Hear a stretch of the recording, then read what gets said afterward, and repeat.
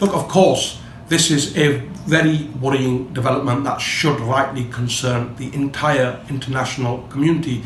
In the Indian government's blatant disregard for international law, and by revoking Article 370 and 35A, by taking away the special status that the state of Jammu and Kashmir quite rightly enjoys under international law. They are in direct breach of United Nations resolutions.